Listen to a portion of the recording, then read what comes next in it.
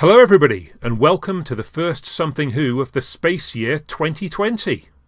Today we're going to be looking at Spyfall, the two-part story that's just opened Series 12, and then Claws of Axis, the four-parter from 1971. But before we do that, a couple of quick admin items. First of which is we're currently doing a listener survey, the link for which is going to be on the blurb that accompanies this podcast. We've had a few responses so far, and we're already acting on that feedback by getting straight into the action and repositioning our sketch as a mid-podcast palate cleanser. So please take at most 2 minutes to fill in our survey, and that would be great. Also, if you like what we do, please tell other people about our podcast. The hardest thing about the podcast, apart from the editing, which is brutal, but thankfully I forget how grim it is in between each time we do it, is the publicity and getting new listeners. So please help us to spread the word, either by leaving a review on iTunes or maybe Podchaser, or by talking about us on social media, or maybe even talking to your real life friends and colleagues. Anyway, that's the admin over. It's time for the show. And back after precisely too long, it's Simon. Yay! Hey! Excellent. I mean, it's fantastic that you've been able to find the time. And then next, it's the keeper of the Jago and Lightfoot flame at Big Finish. It's Paul, and it's always a pleasure to have you on. Hey! Oh, that's good. Okay. Oh. Yes. And in our timeline, we've only just seen him on Mastermind. In yours, it may have been a few days ago, but here he is. It's the quizman extraordinaire, Giles. Yeah, you're too kind. Hi, guys. So, Spyfall, everybody. First Doctor Who for 12 months. How do you feel about that? How do I feel about the fact it's been 12 months? I can't say I was counting the months, but what do you mean, how about the episode? Well, a bit of each.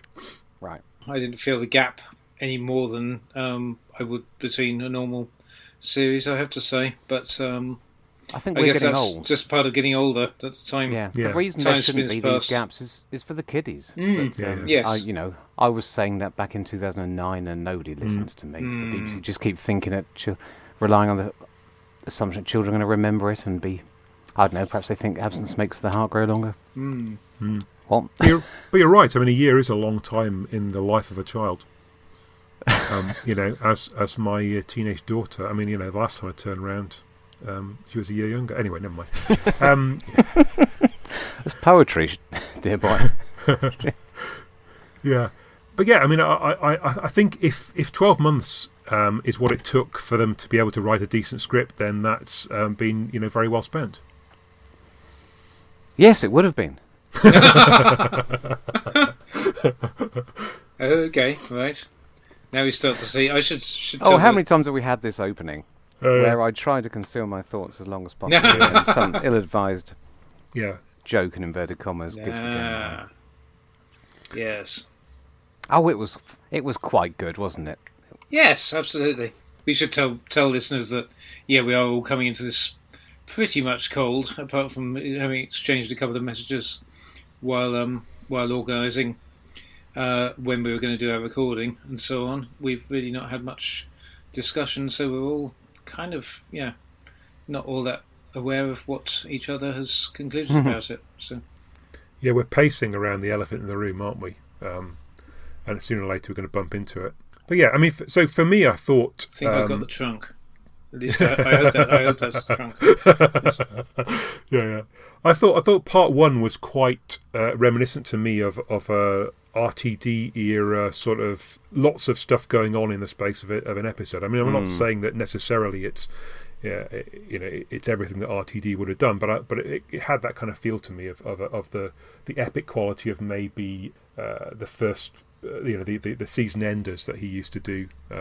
Seasons 3 and 4, maybe. Yeah. To be really picky, it made me think more of those sort of mid-series two-parters that he would do. I don't know quite why. Maybe because maybe because the stakes aren't quite as high. But I mean the Lenny Henry character, the villain, whose motives and methods come out of some sort of topical current issue, viz. social media and privacy concerns. That seems very RTD indeed. Yes. It's a nice, safe, reliable format for modern Who. I was very worried as the story was going on that he wasn't actually going to do much with that, do that idea justice. And really, to the extent that it did, it was only really in Lenny Henry's.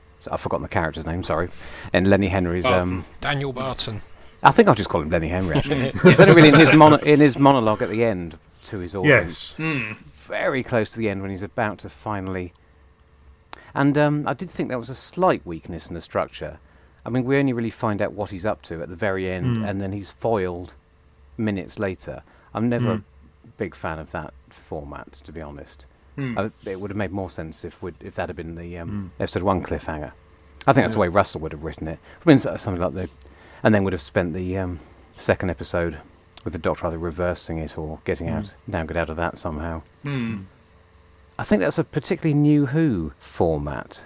Both the You mean the topical villainy, or the having a sort of mid-story cliffhanger and then doing something slightly different with the second episode.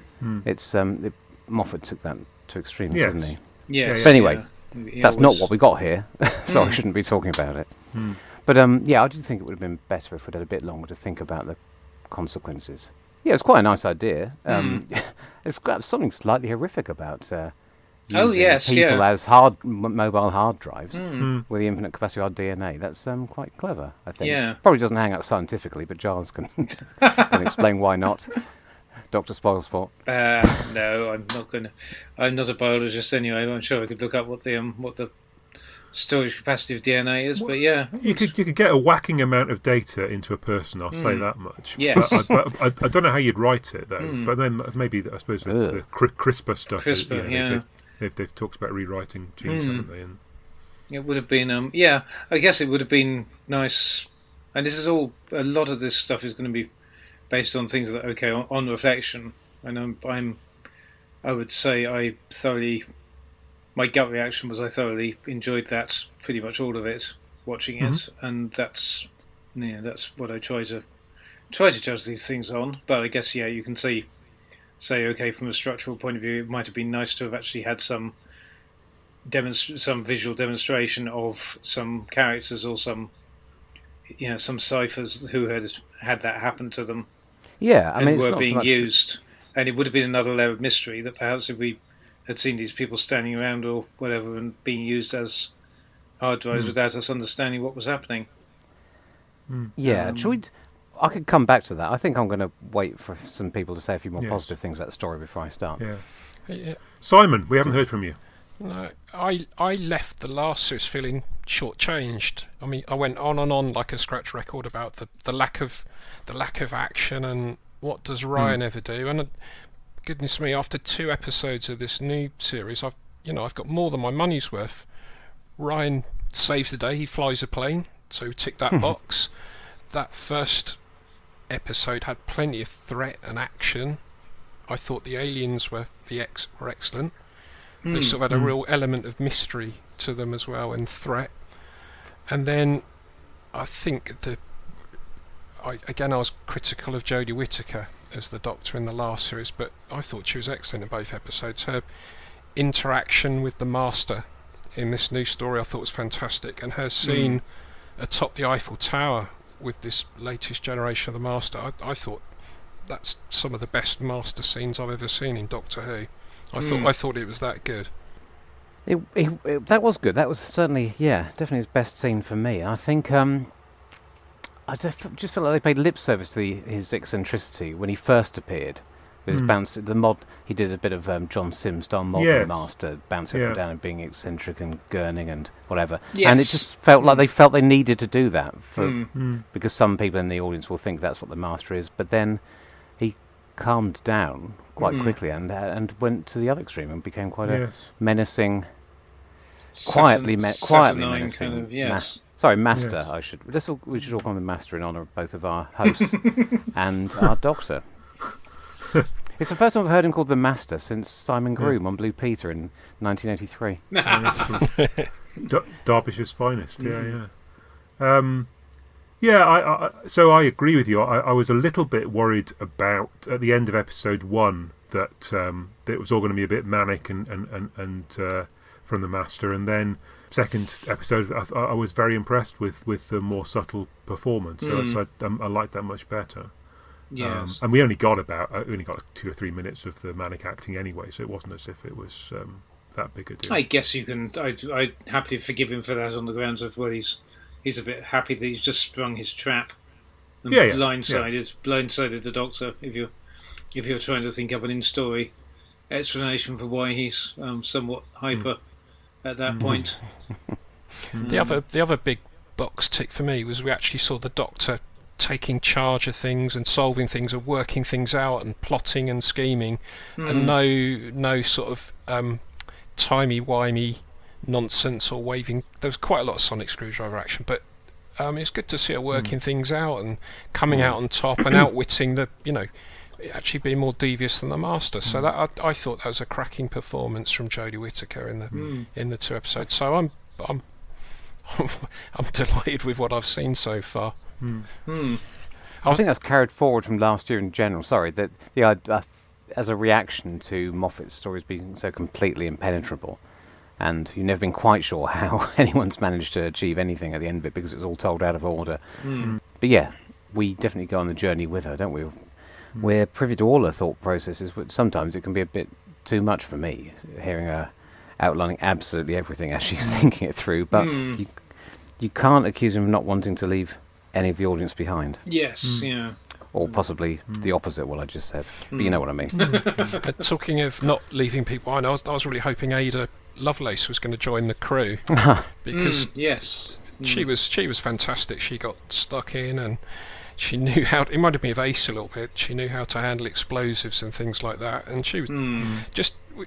It's a very, very contemporary feel, this TARDIS crew, and it just would have been nice to mix it up a bit more and have somebody fresh on board. But you know, you never know what's ahead with this series, so we'll see what happens. But I thought Ada was fantastic, and Nora as well. That was a nice touch as well.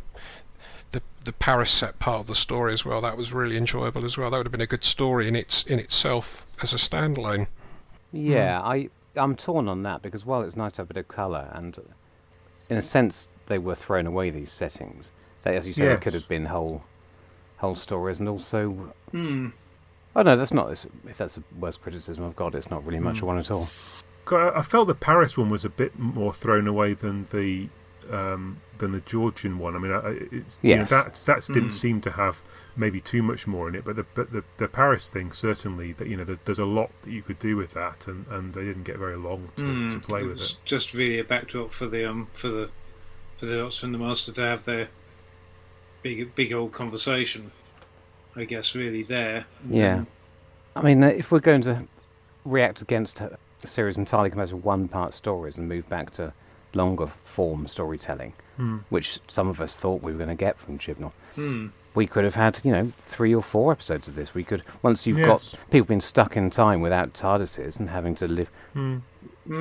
That's a very good device. It means it's better storytelling because they have to go for they can't just use the obvious solution to problems. But well, I guess if you think about a classic Big Finish 4-disc box set, you would have a story in each of those locations, wouldn't you? And you'd still manage to bring it up to a conclusion in the end. Oh, you had to mention Big Finish 4-disc box sets. Well, Well, now, yes. So you've had an encounter with Ada recently, haven't you, Paul? Oh, good. I didn't want to have to bring it up myself because that would have been horrifically embarrassing. Do the rest of you know that, or any Giles? You're not keeping up to date with my oeuvre. The Mistress of Numbers? Yeah, my co-writer and I wrote a Tom Baker adventure, 4th Doctor adventure, The Enchantress of Numbers. The Enchantress of Numbers, right. Which is what she was called later in life by... I forget who. I think it might actually have been Babbage, actually, now come to think of it. It is set later on, and... obviously, my main concern through all those scenes was just wondering whether they'd contradict anything. Well, But because Doctor Who helpfully wipes her mind, and in my headcanon version of the story, she's muttering to herself, "I'll see you later on when I'm a bloke with curly hair and a big nose." Great minds think alike. Well, there's an exercise for the viewer, anyway, is to search that out and see how that fits into the Big canon. Finish have it on special offer. I don't know how long if it will still be on Ooh. offer by the time this podcast comes out, but it's reduced at the moment as an incentive. Oh, okay. As are various other stories with loose tie-ins to this. Okay. Excellent. Thank you very much. Plug over. Cross-platform marketing. I haven't had time to research this, but it was rather interesting that she was in this story. Ada has been seeing not exactly ghosts, but she's been communicating with these apparitions that she thinks are her guardians throughout her life, hasn't she? Since childhood. Yes. Yeah. And I wanted to go and check if that was based on anything from her real life. It's She embarrassing that was I've forgotten. afflicted by illness, certainly. Yeah, because she sees ghosts in the story that we wrote, which is odd. Right. And I'm Yeah, wondering yeah. perhaps that's why we put it in there. But I should know because we did a lot of research at the time, but we wrote it so long ago. As you know, they've been stockpiling Tom Baker stories. I think we wrote it about 15, 16 years ago. So Oh, God. Well, it came out last year, so I guess it was about 3 or 4 years old. Yes.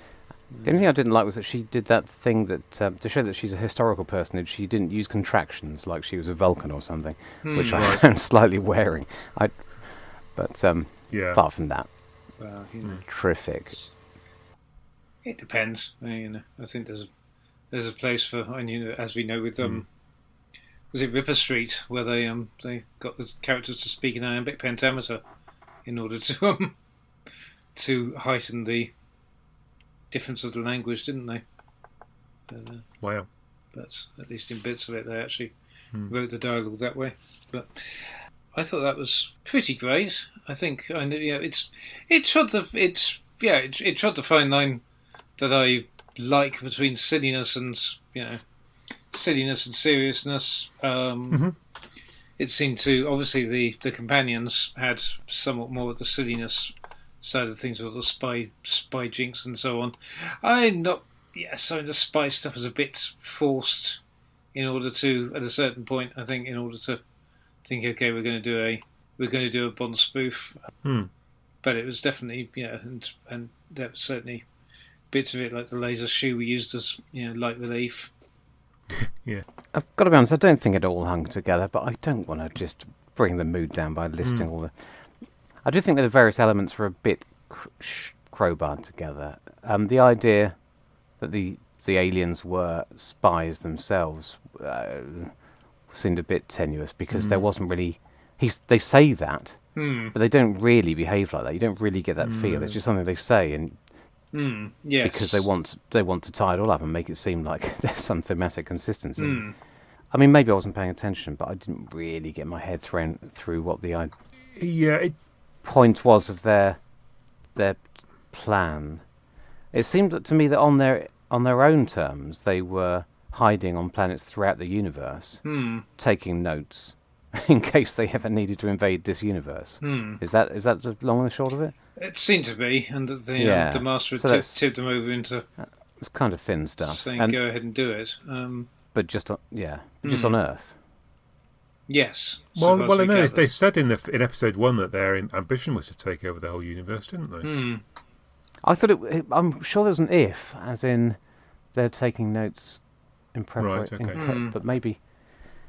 Yes, Which that's my seems- that's my recollection as well. that It seemed a bit odd to me to be in another universe again, just like we were in episode 9 last year. I remember saying whole other universes is a massive concept rather than just the usual other dimensions.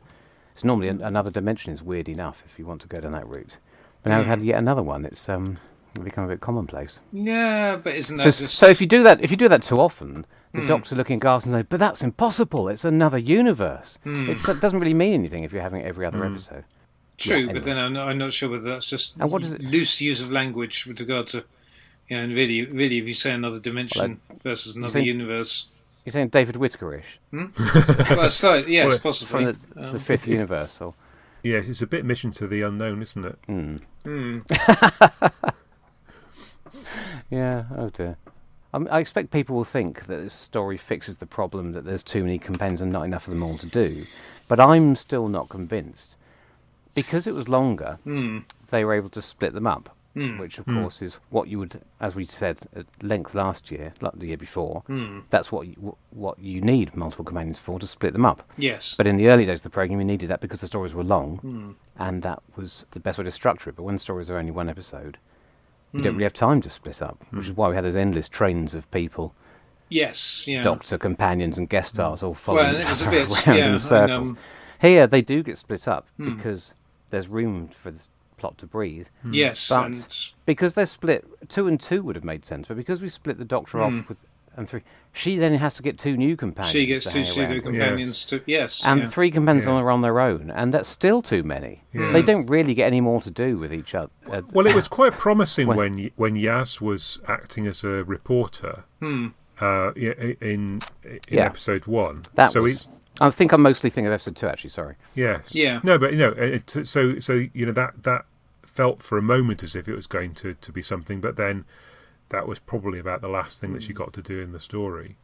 And Ryan similarly, I suppose. I mean, there was a little bit of byplay later on. There's plain stuff for Ryan, and but And the laser shoes for Graham. I mean, they, technically, in a box-ticky way, they do all get something to do, yes. I'm just still not sure I know any more about and them. Yaz doing I'm not sure that... the decoy phone not- call. Yeah, I'm not sure that, what we know about what they each did in this story tells us anything more about them as people. Ryan flying it like it's a computer. I thought it was going to go down the path of him being able to fly the plane like it's a computer game, because that was a gag they had last year, wasn't it? Where he was charging after robots as if it was Call of Duty or something. But is that a computer game, Call of Duty? I said that really Yes, it confidently is. in the hope Yes. that I would sound like I know what I'm talking about. yes, I thought, but then to some extent, the entire point of that subplot was possibly in as much as I was looking at character development, was possibly to actually get that, have the companions asking themselves, or to put them in a situation where they're asking, who is this woman really? Yeah. No, it was nicely structured in that way that the moment they discover that the Master is another one of the Doctor's race, that they then lose both those characters from their plot and spend the next hour wondering, mulling it over, which is quite nice. Yeah. Yes. Yeah. I don't. Couldn't anyone remind me how? I couldn't quite work out who was in charge of this plan. The Master, Lenny Henry, or how do they all fit together? How did the jigsaw of this plan through time to set up the alien? Was it a plan through time? Was it just happening in the present? It seemed to be It was just. just It was happening in the present. Yes, it was just happening in the present. But Yeah. taking advantage of the fact they'd been there, sort of. It was the Doctor that took advantage of the fact that they'd been there a long time, wasn't it? Yes. By rigging up that statue. But the Master's wasn't got 2 trajectories through the story, hasn't he? He's got the initial one, and then he goes back to Nazi Paris, and then he's got another 77 years back through it again. Yes, So, he's spent an awful lot of time undercover, and presumably it's- dodging around, avoiding himself. yeah. Oh, they can Which fit in is, so many stories. as my Palian said, is hardly his style. No. To actually, Well, I mean- you think, okay, the Doctor, you can buy it from the Doctor that's having to live there and avoid interfering with things from her own Yes. past. But you kind of think, wouldn't he have been tempted to have nudged things during all those unit stories? Yeah. I mean, they do that occasionally, don't they? Have a Time Lord not get stuck in a particular place for a long time, or even Jack Harkness, and it's a fun throwaway. Yeah, gag. it was a good gag. But if you stop and think about the mechanics of what you know, then it doesn't really begs more questions than anyway. But that's Yeah, I mean, I said it in as much as episode 1 was RTD-esque, I thought episode 2 was a bit Moffat-y, but not Moffat from Blink, more Moffat from Curse of Fatal Death. It's got that kind of. the Master turning up at that precise moment is That's very true. Yeah. And them trying to outwit each other, and the Doctor going back to the plane to sort that out. It all has that kind of. I mean, it's a bit like Blink, but it just feels a little bit less well thought through than that. I don't know, less well thought through, and I think that's the level on which personally I can. I think Blink's the gold standard of intelligently, seriously thought through science fiction time travel for me. And most of the other times Moffat does it, it's for a gag. He's got they're all in a continuum somewhere between Curse the Fatal Death and Blink for me. And this was, this was more down that Bill and Ted Fatal Death end. Yes, but it's fun because it wasn't intrinsic. It wasn't important for the story. It was just there for. Well, that's the thing. I like it. Every so often you have to remind people this is supposed to be a program about time travel because there's often less use of time. Within stories in Doctor Who than there is in a lot of other programs. I think I've said this before. And it is more supposed to be use fun. as a way of getting from one episode to another. Then. Simon, we've not heard from you again for a bit. Have you got some more sage thoughts for us? I've depressed him. No, I did enjoy it. It was fun. I think if we've got plenty to pick through, I think that's the sign of a good story as well. I thought the plot was the Master introduced Daniel Barton and to the aliens, got the aliens and Daniel Barton to right, and then it was the Master's suggestion to use human DNA as a hard drive, right, and that floated Daniel Barton's boat. So the Master didn't really need Lenny Henry. He just used him because he likes to overcomplicate his plans, doesn't he? He likes to introduce as many potential points of failure as he can into any plan. He's never happy if it's too simple. Although I think, Barton was probably the strongest link in the chain. I mean, it was all going quite well at the end, and until they stepped in, I suppose, to foil him at the last moment. But he seemed quite. His character seemed quite resolute and to be following it through. Yeah. Yeah, if he hadn't reckoned with it, if there hadn't been any time travellers involved in this story, he'd have been away there. Yes. I thought, on the other hand, it's all a bit superficial, his storyline. I mean, I don't know. Why on earth is he selling out the entire human race? That's quite extreme. Because he's... For a human. Human villains aren't normally quite that... Sorry, what? Ask Zuckerberg. Well, yeah.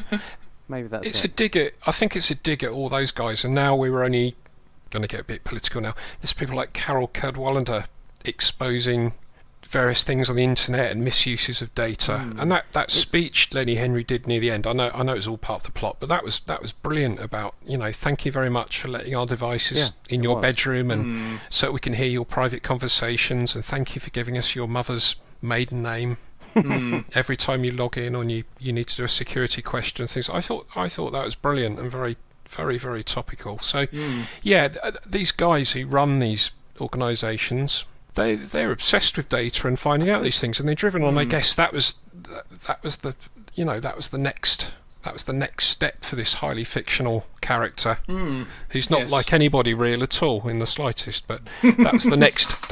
That was a massive leg up from the Master and these aliens, and he wanted to take it to a whole different level. Make you think, especially to make the younger people think, isn't it? Yeah, I think probably about what you're giving away, because this generation have never really known the idea of privacy. This is the norm to them from birth to share everything with everybody and not think about potential consequences. I wonder how many Alexas have been sent back to Amazon. Of course, it's I may be being very naive, and it may turn around and bite me on the arse, but I've never been that bothered about giving away too much of myself on social media. It's not something that keeps me awake at night. I know I've got loads of friends who've come off various platforms because they're not happy with that. So that side of it doesn't really engage me, and it feels like it's almost slightly out of date. I mean, a year ago this would have been quite topical, but in terms of the dangers of social media, we've moved on, probably since this was written, even since it was filmed, into the era where social media is used to give us all a false consciousness politically. That's probably not something you can address in Doctor Who. It's much simpler to talk about. Well, we've got. I mean, all this technology and artificial intelligence. It can work wonders. But haven't we gone back full circle? So now it sort of empowers and encourages a sort of lynch mob mentality when people pile into unfortunates now on social media. That's another big problem. Yeah, when it could be used for such good. I mean, a lot of the information people are being precious about is out there in the public domain. Anyway, it's quite easy to find out where someone lives and what their name is and things like that. So it's all about using it responsibly and using it for fun and for good, really. But I mean, that doesn't matter. This story is not trying to warn us of a real, genuine potential danger. It's just coming up with a funny science fiction idea based on it. And Doctor Who wouldn't be the place to talk about cyberbullying or indeed election rigging. That's the sort of thing that Charlie Brooker is better off discussing in Black Mirror, isn't it? At length, again and again and again. I thought it was interesting that the Lenny Henry character, or the way I guess he chose to play it. It would be very easy to be a scenery tour, but he went in the opposite direction with that, and he was very minimalist, for quite realistic with his performance. When you got the showdown between him and Jodie Whittaker towards the end of episode 1, you kind of felt that his portrayal was kind of more still and more menacing, and she was the one who was, if anything, had a slightly heightened performance in that standoff. I mean, the other thing I have to say about Lenny Henry is I hope I look that good in my 60s. He's in great shape. Far too old to be playing that character. It's ridiculous. Well, I guess yes, it was more channeling. It was more Zuckerberg than it was Elon Musk in that regard, I guess. I think I'm pleased about that. I mean, I was mulling over all the way through whether he was miscast, because he's a good actor, but he tends to underplay, doesn't he? You can't imagine Lenny Henry killing his mum, could you? No, there isn't. But often in these programs, when we get that sort of character, they tend to end up being overplayed, don't they? And I would much rather have have Lenny yes, I guess taking it seriously than Trigger in the Attack of the Cybermen. Yes, yeah, and it's very and the other thing is some of that must be either directorial choice but the thing was because you had this 2-villain format, which is rather unique, really. I can't really think of anything. I know I guess you had the Master and the Rani at times. But that was more of a scenery chewing competition and a bit of a bitch fest. That they'd be up against each other as much as they were sometimes allies, and otherwise you tended to have the Master working for working in conjunction with some aliens who he was, who were looking to double cross each other. And I think in this case it's rather unique that you had the Master and Barton apparently working in sync, and you then needed two very different performances in that regard. I think it wouldn't have worked in that case. He had to be like the still one, just to give a tonal difference from the Master, from Sacha Dhawan's Master. Even though they didn't share all that much direct screen time with each other, there was so, and I think that's another reason why it made sense for him to have it quite dialed down and still, as you say. I guess the $64,000 question with a lot of this, and it's tricky because it's one of those things that we were rather left anticipating loose ends being tied up last year, weren't we? There were quite a lot of stories where, if you think we thought, oh, Chris Noth is, surely Chris Noth's character is going to come back, or whatever. But and there's certainly it's tickling away at the back of my head, thinking, well, Barton's bound to come. Surely we haven't seen the last of him in some. I was wondering if I just wasn't paying attention, because I was being like a hyperactive teenager and looking at my phone while I was watching it. But what happened to him? His last, as I recall, his last scene in that is after it all. After it fails, he sort of, speaks into his phone or whatever and says, "Get me an extraction team now," or something like that, and disappears out the door. Yeah. Oh right. Well, in that case, I should bloody well hope so. Because that's So he doesn't get... The loose ends with the Trump character were deliberate, even if they were baffling to most viewers, whereas that would be less so unless there'd been a deleted scene. So, yes, and whether or not we're going to see the Kasavian, them again, will be an interesting question. Well, something's going to come back. Something from this story will come back in the season finale. The question is, will it be Lenny Henry, the Master, Kasabian, or some combination thereof? Or all of them. Let's place our bets. And viewers, listeners at home, if you could tweet us, A, B, or C. Don't. Please do. Can we have Noor and Ada as well? Yeah. Well, if this is Moffat, they'll turn up. We're getting the band back together. And Hugh Bonneville as the pirate. I was just going to say one other thing I particularly liked about the approach.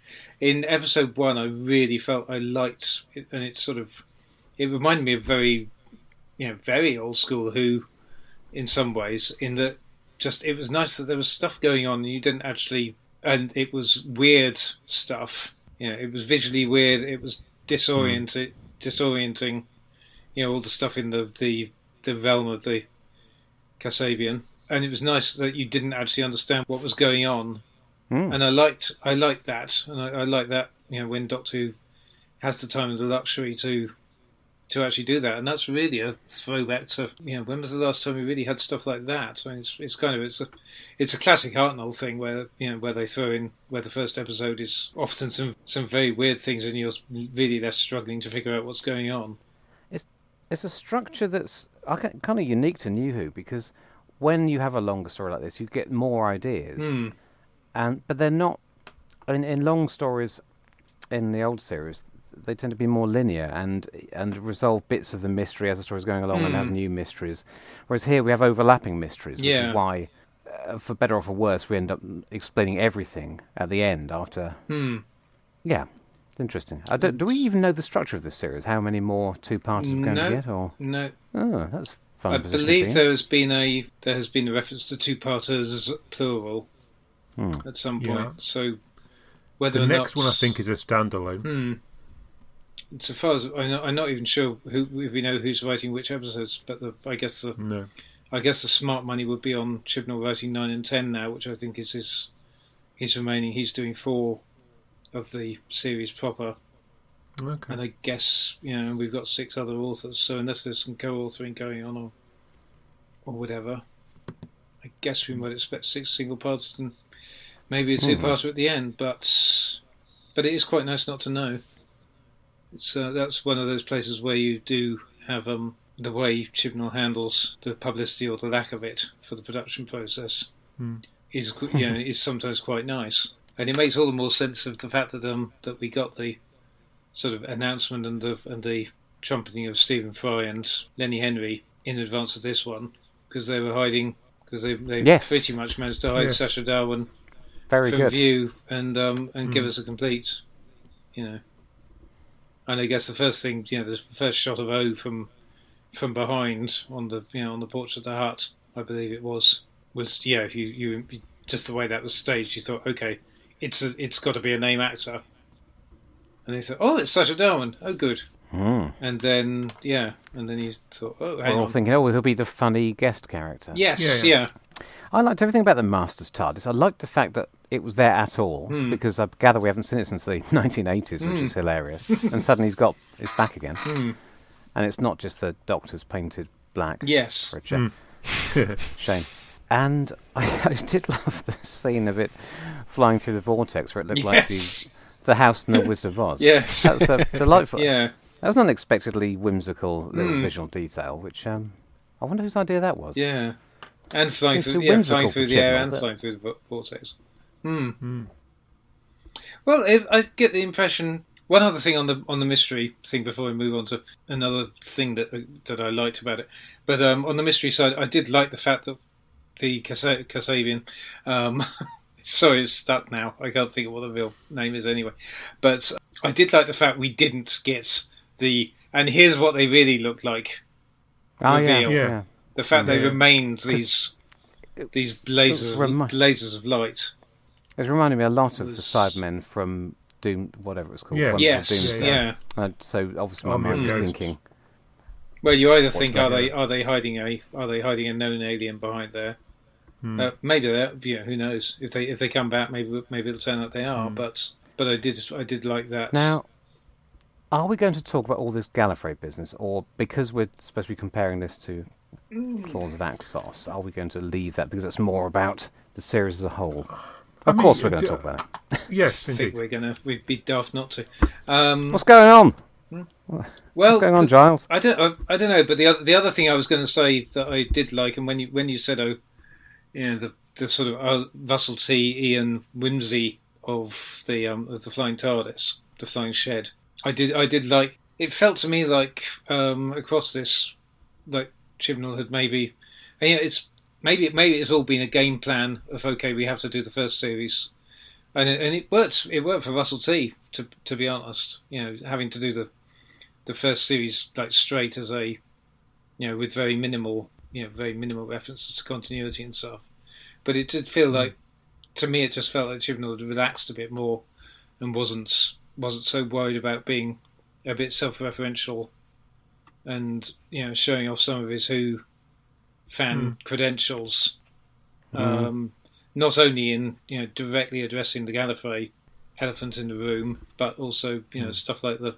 And that scene, we've phrased it already, but that scene on top of the Eiffel Tower, it has some gorgeous little references thrown in there, and handled lightly enough, I think, to not put off the casual viewer.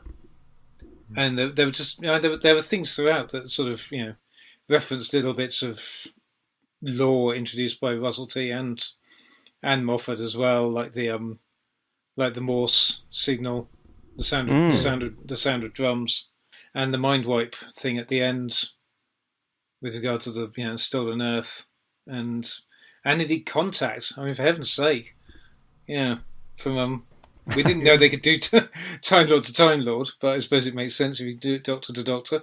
So that was it just felt like he was somewhat more relaxed about waving some of these things around and having a bit more fun with it than maybe last year. Yeah. Although perhaps it seemed a little bit like he'd gone from 0 to 11. The dial had gone from one end of the scale to the other without very much in between. But yeah, no, I agree, and I think it was, as you say, until the Gallifrey thing happened, most of the references seemed to be fairly low key and the sort of thing you could appreciate, but it didn't really make a big difference to the plot if you didn't. Yes, and then, as you say, the Gallifrey thing happened. So yeah, what do we think of it? What are our... Simon, Gallifrey, what do you think? I need a bit of help with Gallifrey because I've lost track of when it's been destroyed and I think time wars and everything. So that completely. I keep saying I thoroughly enjoyed it, but that threw me. All the information is there. No, that completely threw me. So I need some help here, guys. Have you? Is this because you've wiped Hell Bent out of your memory? Which I wouldn't blame you for. But you must remember the results of the 50th special. Yeah. And if you didn't, you should have listened to our podcast on the subject. Well, I mean, the story so far, Simon, is very simple. But Gallifrey has been wiped from existence in Series 1, and then it comes back in Series 3, but then it gets blown up again by... and then it by the Master, and then it disappears for a bit, and then it turns out that it wasn't really blown up before Series 1. No, it was. It was hiding. Just an illusion. It was hiding. I'm nearby. And they give the Doctor a whole new regeneration cycle, whilst disappearing off into a bubble universe behind a wall of diamond, which Capaldi then punches out, one day at a time for 3 billion years. I admire the clarity and brevity with which you're explaining this. Yes. And then he tumbles through into Gallifrey, and stuff happens. I just can't quite remember what did happen in Hell Bent in terms of... Basically, it was here, then it wasn't, then it was here, then it wasn't, then it was here, then it wasn't. Yeah, But maybe I that's gone like the again. fact that we clarified that it was still Oh, in its pocket universe. And if you read the During books, it was here, then it Hellbent. wasn't. Hmm.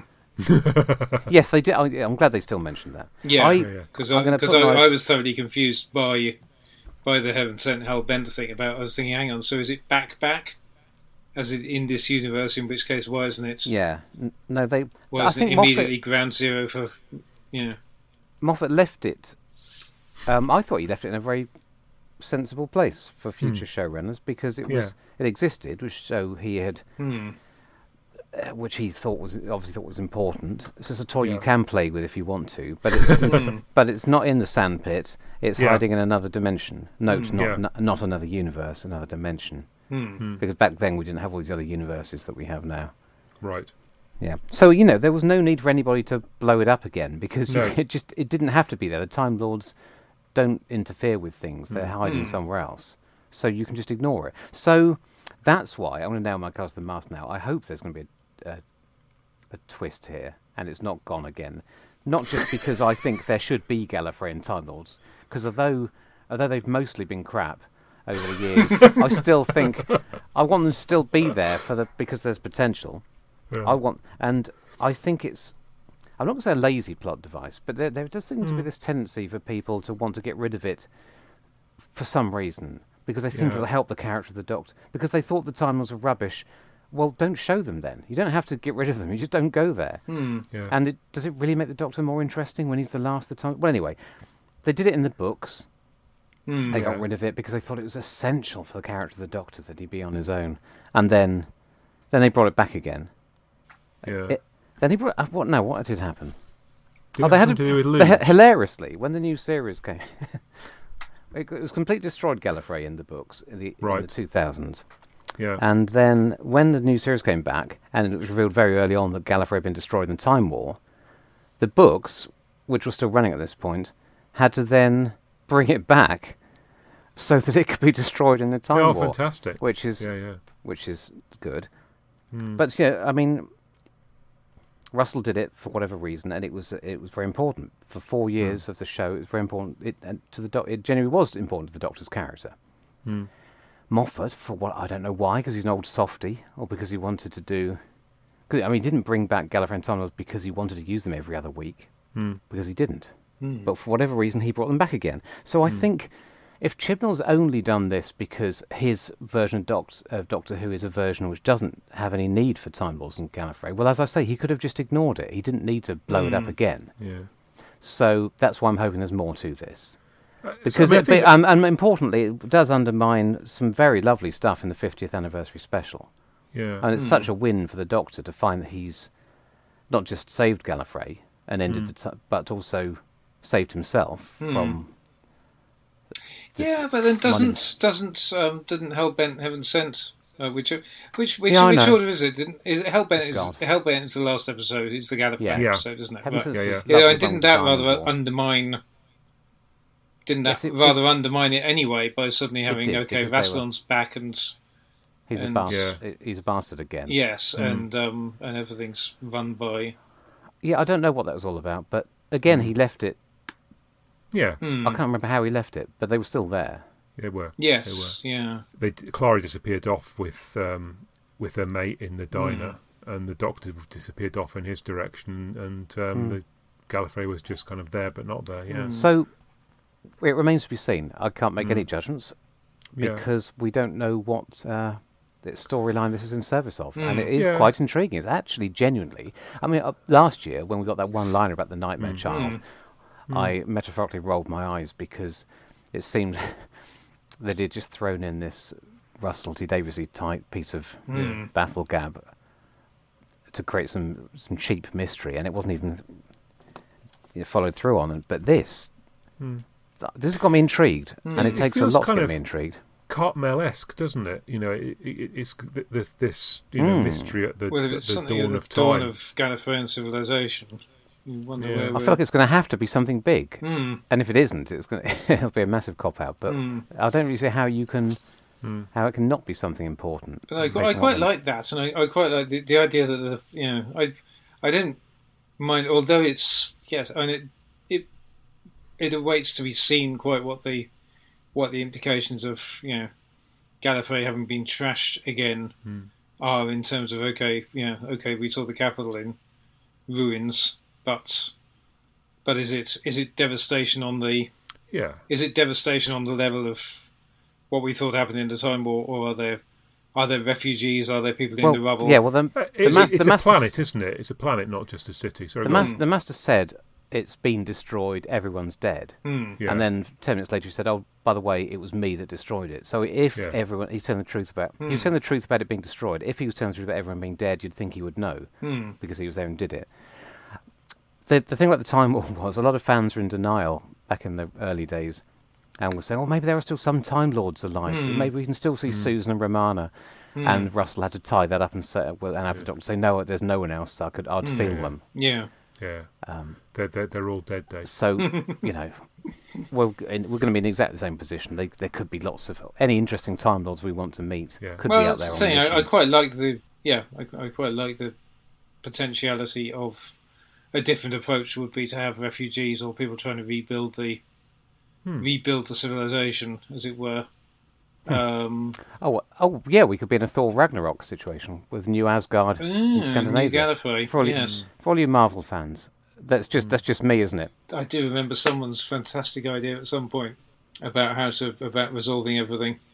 Like the southern, I can't remember. It was just fan fiction or someone fan fantasy more than anything. But someone just saying, you just have an everyday street on Earth, and suddenly everyone's flipping open fob watchers. And, that's nice. And it turns out that a large proportion of Earth has been, with fob watch Time Lords. If he is inspired by that kind of storytelling, that's the way to go. But I'm not convinced he is. No, I don't think we're supposed to be thinking, oh my God, where are the Time Lords? We're supposed to be thinking, oh my God, what's this big secret? That the villainous Master has uncovered. So indeed I am. Yes. Yeah. Because I've given up hope of seeing Romana and Susan and Andrid and Chancellor Thalia, Chancellor Flavia, Rodan. Rodan, yes. Councillor Headin. I'll stop. Yeah, he's gone. He was lasered in Chancellor the Arc of Infinity along with the Castellan in the Five Doctors. Yeah, so I mean, for me, I quite like the mystery. I mean, I am frustrated, as you say, by the fact that Gallifrey's gone again. It's a bit like RTD with the Daleks. They turn up and then he'd kill every last one, and then but there's these ones. Oh, we've killed all those. Oh, wait a minute, we turned all the humans to dark. No, we killed them as well. It's a little bit too extreme. It would make more sense if you defeated them without having to kill every last one. Strange. Doctor Who is serial storytelling, and everybody approaches it as if it isn't. They do big, momentous, defining things that can't be reversed, and then knowing that they're going to be reversed. Maybe that's the point of it. So I think if our listeners are going to hear anything about Claws of Action, we probably need to have maybe 2 or 3 more minutes of this. Any other things we haven't yet discussed? I was going to say we probably need not to have 2. I was going to say we need to have 2 or 3 minutes less. Yeah. But that ship has sailed. Yeah. Well, I don't know. I mean, for me, ear jewellery seems to be a thing. The Doctor suddenly has a massive amount of ear furniture, and so does Yaz. Oh, does she? Sorry, the Doctor, and I didn't actually notice. But yeah. No, it was gold all over the place. Okay. More than last year. Don't know why. There we go. She had a thing in her ear last year, didn't she? Is there more?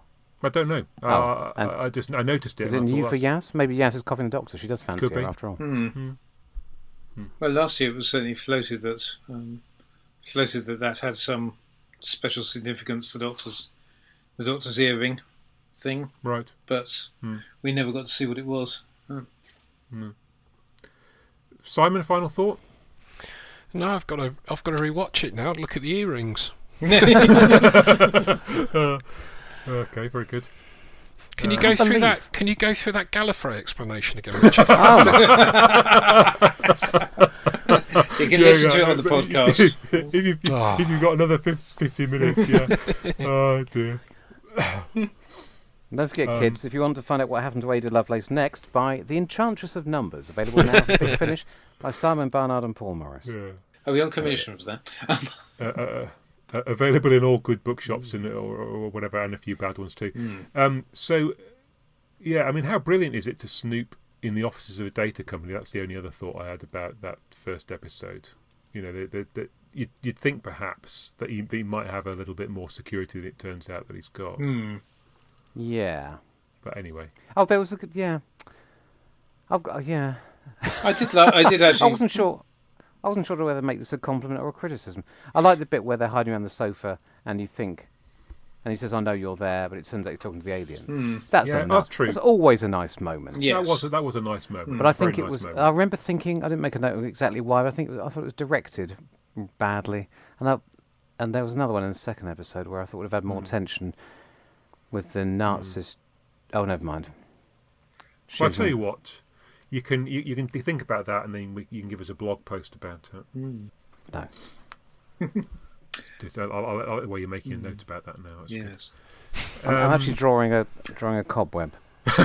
One very minor thing about that scene, the interview scene with Lenny Henry, I did like. I just got a slight chuckle of satisfaction at the fact that when they released, because that was the previous scene that they released onto the web, into the wild, didn't they? And people saw it, and lots of people immediately said, "Well, why is he only checking who they are when they're in the when they're starting the interview? That's completely unrealistic. What's that?" And it's always nice when you see the fan tendency to leap to conclusions and think they're seeing the whole thing slightly undermined, and see that there was a very good reason for that particular thing.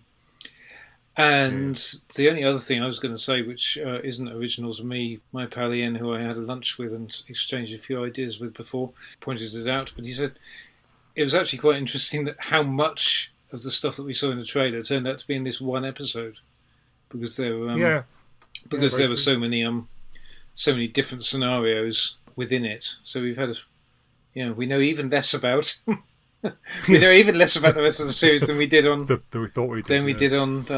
New Year's Eve. Okay, I think we better move on to claws. I think we have. Yeah, the claws are calling.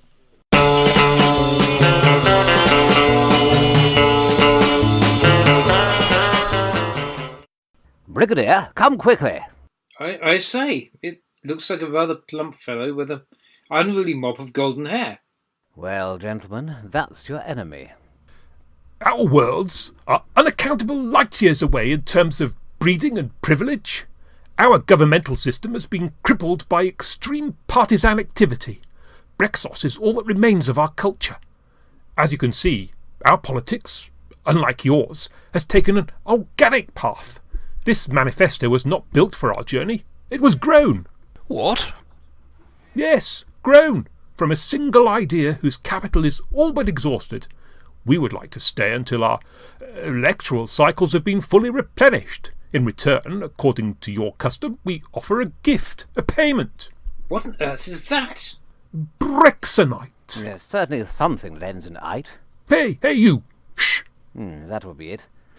Brexonite can absorb, convert, transmit and program all forms of debate. Even Parliament? Why then were you crippled by SO24? It was already too late. Perhaps you could explain just what it is, what it does. My report, you understand. Brexonite is a thinking molecule. It uses the energy it absorbs to misdirect and mislead. Could you explain to us the principle of Brexonite? It would be simpler for me to demonstrate Brexonite. I presume you need more hospitals and nurses? Yes, I suppose we do. Well, Brexonite takes the plans for the refurbishment of 6 hospitals and turns them into 40 new ones. It can turn 31,000 nurses into 50,000. That's extraordinary. The process is, of course, reversible. After an election? It's incredible. Unlimited popularity. And unlimited power. We must have it.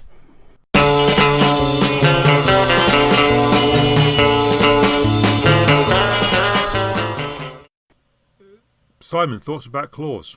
Claws of Axos. I think this is a much overlooked gem in the 8th season. I'd read the Target novel, and then of course you have to wait a long time before it came out on VHS and then DVD. and yes, I thoroughly enjoyed the novel, but I'd never really seen any pictures of it. I'd never seen any clips on television or anything. So to see that organic spacecraft in the interior for the first time and some of the special effects, to think that was back in 1971, I think that's fantastic. And I think it's a great unit story as well, because everybody gets involved. And again, it's a really strong master story as well. So I loved rewatching it again over the weekend. I really enjoyed it. It was a nice story again, see a huffing and puffing and blundering civil servant when we're all about to have Brexit unleashed on us as well. So it felt topical as well watching it. I can't remember the name of the character, but one of the lead scientists at the Newton Power Complex, he reminded me an awful lot of Graham Garden in The Goodies. And I kept expecting the canned laughter all the time every time he came on screen. That was funny. But no, I love the accents. I think that's Claws of Axos. I think it's a wonderful story, and I love I know you can pick faults in it because it's dated a bit, but I think the special effects in that were real state of the art back then, and they still hold up reasonably well now. So yeah, it was lovely dipping back into that again. We mentioned when we talked about Three Doctors for our anniversary special that often a Baker and Martin story overreaches, and there's certainly aspects of that about this story. But I have to say I wasn't a big fan of it the first time I saw it. I mean, like you, Simon, I read the book and I liked that. I was a bit disappointed, I think, the first time I saw it on VHS. But watching it again now, I could have reappraised it. I thought, yes, it's overreaching in places, but there's some lovely stuff in there, particularly Delgado. Pertwee seems in a bad mood a lot of the time, but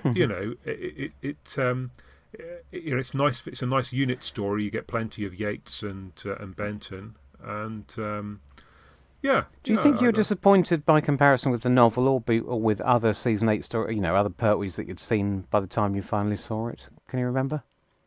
Well, I mean, Spearhead is so good. I think that maybe that's the thing. I mean, it does have that kind of video CSO, slightly duff scenes here and there because of that. But you just got, I think you just got to put that out of your mind, really.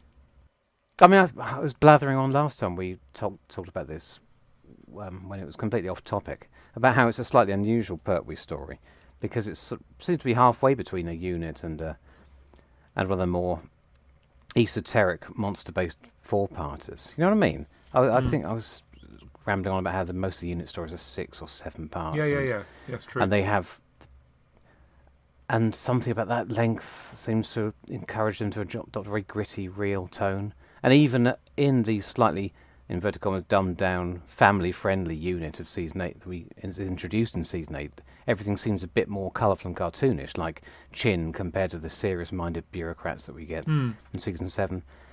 Apologies for going through all that again, but that fits with the whole thing fits. Those aspects are presented that way here because that fits with Axos. Everything is colourful. And the story is told at a slightly faster clip than a lot of normal unit stories because we don't really need lots of long discussions about military tactics. It's a science fiction story. There's a race against time. It's got more in common basically with most other eras, I think, than if you take away the trappings. Yeah, it has like a lot of the news stories. Axos has a global threat as well when they start to send Axonite all around the world, and there's an undignified scrabble between all the countries to get their hands on it. And then the tie-in with Spyfall was just because it had the spy, the CIA guy, doing a cameo in it, pretty much. Bill Filer. Yeah. In his state-of-the-art stereo in his great big American car. We should probably talk about him. I've made a note that if this is Bondish at all, because I mean, Spyfall is mostly a Bond pastiche, isn't it? The visuals and the trappings all come from the first episode. If this is Bondish, I think it's Pertwee as Bond, and Bill Filer, his American friend, is Felix Leiter. Yes, I think. Everyone expects Bill to be very glamorous and transatlantic, and Jo certainly thinks he is. She's very taken with him, isn't she? Yeah, I think he's probably more. It's the sideburns, I think. Again, yeah. He probably suffers from the same problem that Felix does. You know, he's the hero of his own stories back when he's on on US soil, but once he comes over here, he's just a sidekick to some limey. Yeah. And poor Bill has the same problem. He does rather better than some of the other characters. I mean, there's several occasions when he could just peg out, but they sort of keep bringing him back. They obviously like him as a character. We have their cake and eat it because we get to see him die, don't we? Doesn't his duplicate melt in quite an unpleasant way? Yes, that's true. And turns into an Axon. Yeah. So there you go. As I blathered on about last time, it's fun because it's like every other Baker and Martin story, but I think one thing it has that they don't all have, I think it has a faster pace. And as I said last time, I'm sure it was originally pitched as a 6-parter and got cut down. I've had plenty of time to research that since I last made that outrageous claim, and I still haven't checked. But I think you can tell. Do you think you can tell? I don't think you'd put that many ideas in. The alternative is that they threw that many ideas into this 4-part story because it was their first and they were trying to make a good impression, which is also possible. I think Terrence Dicks was on record as saying something of the sort. I can't imagine watching this for 6 episodes. I think you can't. In what sense? I feel like. Have you seen how well, they stretch out thinner ideas than this to much greater length? There's only so many times people can dive out the front of the spaceship into that shingle, isn't there? About 14 in most films. I love Ambassadors of Death. Which is very strung out over 7 episodes, but it's played in a more realistic palette, so that it's sort of it feels like it can sustain it. Whereas this is broader. I don't know. When given this treatment, these ideas are perfect for 4 episodes. There's a version of it where the same ideas stretch to 6, and it's treated a bit differently. I agree, but I have no faith that that's any better. Sorry, not any better. Better, because this is good. Yes. One thing I was going to say about was you can tell this is you can tell that by the time they wrote this, Bob and Dave has seen the start of at least the start of season 7, because they quite clearly they nick some of the bits of the set of Spearhead from Space wholesale, don't they? They do, and they some of the bits that were also nicked from Quatermass 2 or whichever one it is in the first place. The radar meteor, the incoming UFO, whatever, radar station. The whole thing is at least the first couple of shots are more or less shot for shot a remount of Spearhead.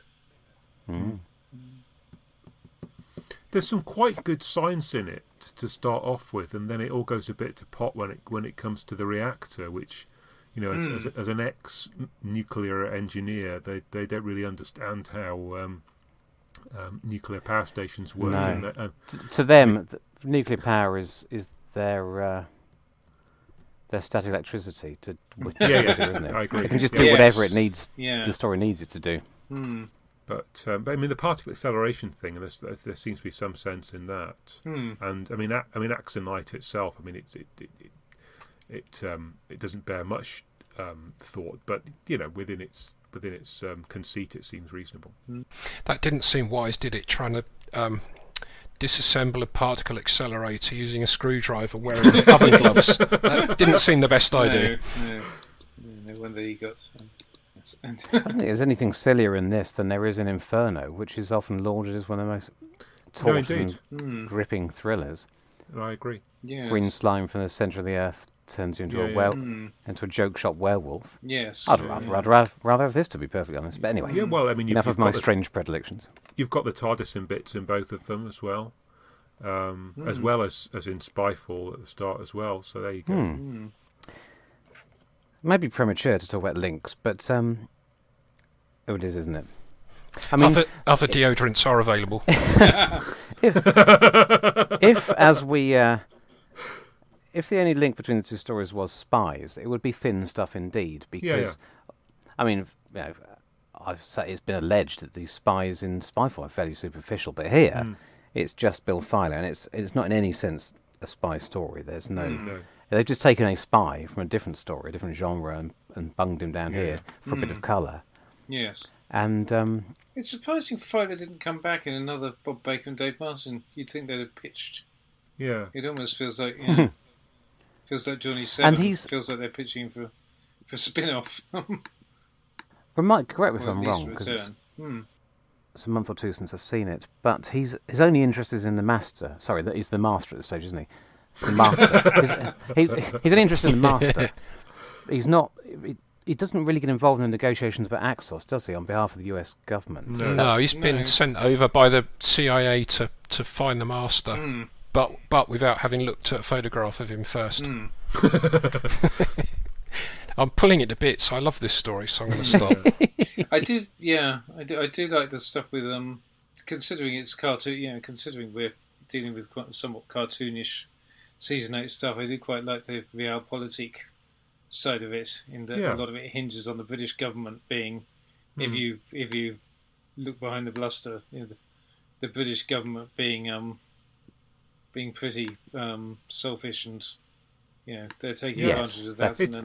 It's very Brexity, isn't yes, it? exactly. When Chin's, the whole thing in that first scene with Pertwee about, England for the English and all of that, and him having a go at all of that, and then all the stuff with whether or not they're going to let Axonite out or whether they see it as the key to rebuilding the British. I have a duty to my British country. Empire, basically. Yes. I think it's a good. I know it's a trite thing to say that it's obviously a parable about greed, I guess, in the same way. Yes. And it wouldn't work if the and that's how the Axons get their thing. Yes. So Chin is the I have a duty to my country, and Pertwee not to the world. Well, there's a parallel. Again with Spyfall, isn't it, with people's eagerness to get their hands on gadgets and technology that gobble up data. Yes. So there's an undignified scramble in both, I suppose. Yes. It's surprising they leave. Yeah, it's surprising Chin doesn't come a cropper, really, does it, at the end? No. He doesn't really get a... Well, there's nice people from the nuclear reactor. Although, I mean, it is kind of... That's true to life, isn't it? I mean, yes, if he's made it this far, he's probably had to go through worse things than that. Yes. I think the visuals are the best thing here. They really do justice to the ideas in the script. Very probably go a lot further. I mean, I think it looks extraordinary. I couldn't believe my eyes last time I watched it. And it certainly helps cover up the fact that the surviving materials on which it was recorded are a bit ropey, as with a lot of Pertwee's. The dodgy colour that comes when you transfer it back from an American video, NTSC video.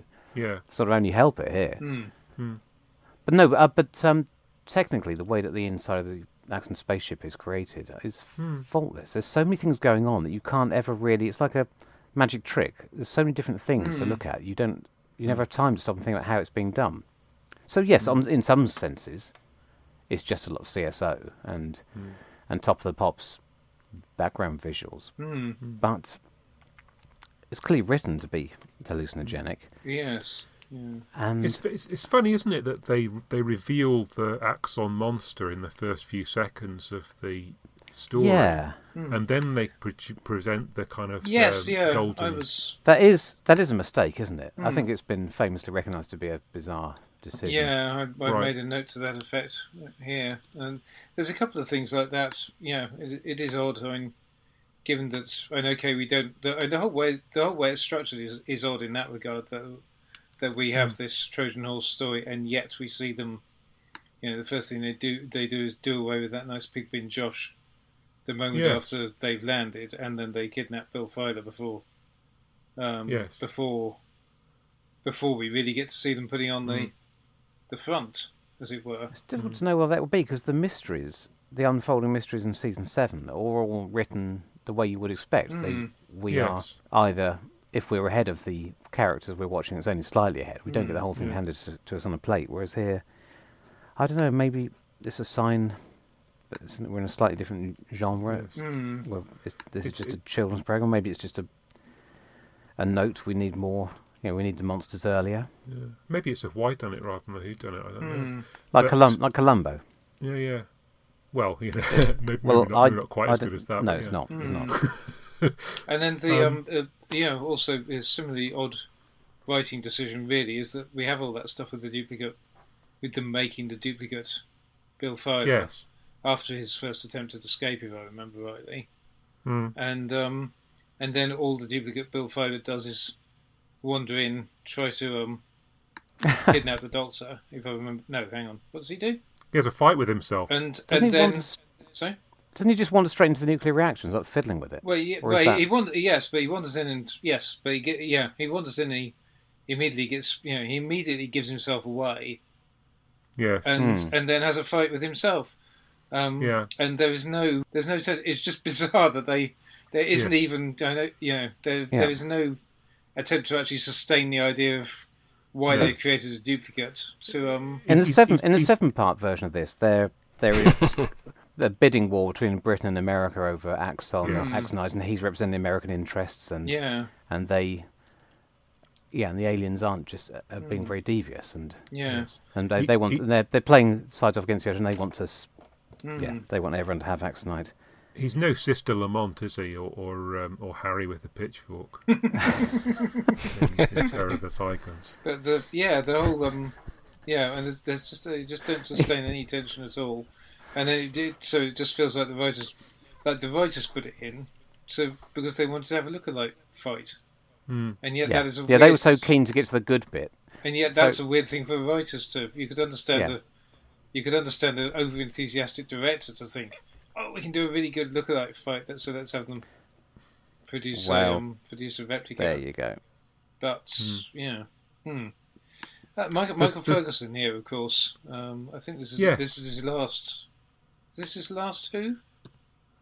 I think so. Possibly. Yeah, I think so. so. It's interesting. Something as psychedelic and with as much CSO as this, it wasn't Barry Letts, but I think he actually makes a better fist of it than, rather than using it for people's kitchens.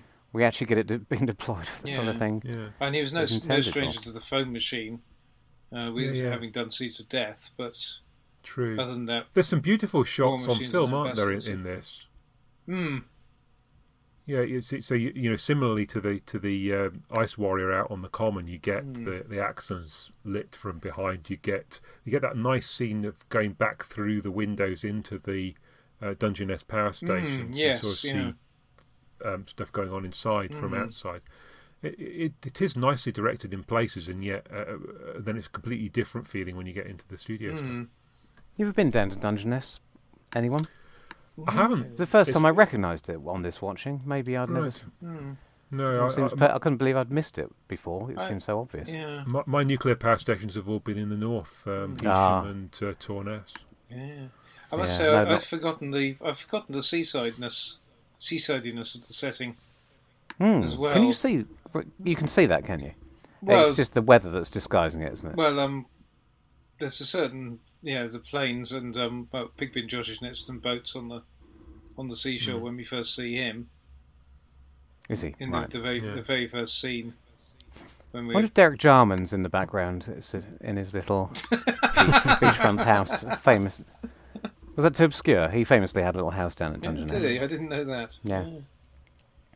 Talking of the Pigbin, is that Pertwee doing the voice for him? I know it's the stunt. I know it's a stunt man who plays the tramp, but it does sound like Pertwee doing one of his funny voices. True. You put the word after W and the Z. You left the word. Exactly.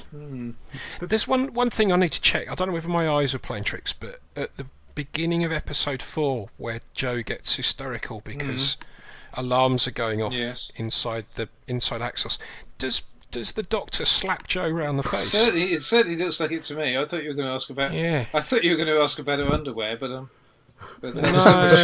which we get another one of them. Which we get a good look at as they literally escape the claws of Axos. Oh my goodness! In I think in episode 3 when things start to go haywire, and he helps her up off the floor where they've been trapped.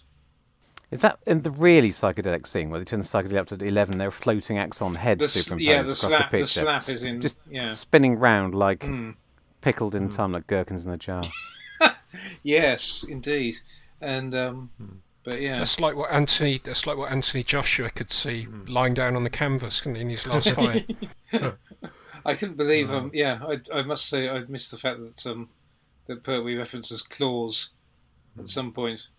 Yes, he does. I felt like going, ha ha. He just said, he's saying the title. It's the good bit. Yeah. It's the good bit. He said the title. Yeah. I like spotting those things. Yeah. Is this the first time that Pertwee's hair goes a bit kind of granny-like? Because until now he's had a perfectly sensible hairstyle, hasn't he? Definitely gone up a notch. Yeah. And his first emergence is isn't he wearing when he comes into the office? He's in full cape and full drag, really. Yeah. I mean, he's quite different when he appears on the film sequences, but in this, the hairdressers have had a go at it, definitely. Possibly slightly related to the slapping controversy. This film is this episode series is an absolute sausage fest, isn't it? There is no, and basically we've got Joe. We've got one scene for Corporal Bell at the start. Yeah. Oh yes, keeping the unit end up, and no other females, and the silent axon woman, I suppose. How awful that I didn't even spot that. I guess it's just. And you just think, well, and actually, the thing that made me immediately notice was because I was tuned into the fact that the Spearhead rip-off at the start, the control room radar scene. Yes. In Spearhead, I think it's a woman. Yes, it is. Is the superior officer of the two, I think. And yes, it does feel rather regressive that we really don't have any other. You think, well, come on, we've had lots of smart female scientists, and you think, okay, given that we've had, on the once we get to Newton, you'd think there'd be a room for someone. Yeah. Has the rest of the series thus far been any better? Well, Mind of Evil is obviously a sausage fest because it's set in Oz. Prison. Yeah. Yes. But is there anyone in Terror of the Autons apart from circus women in the circus? Well, no, because hang on, Mind of Evil's got Pixar and Lim and people in. Of course it has. Yeah. And, so it has. That's quite good. Yes, and my latest marathon is in this series at the moment. We're stuck in. We've got bogged down in Colony in Space, which is very sausagey. As you do. Yes. Which is very odd on this alien colony. Only Gale from Coronation Street.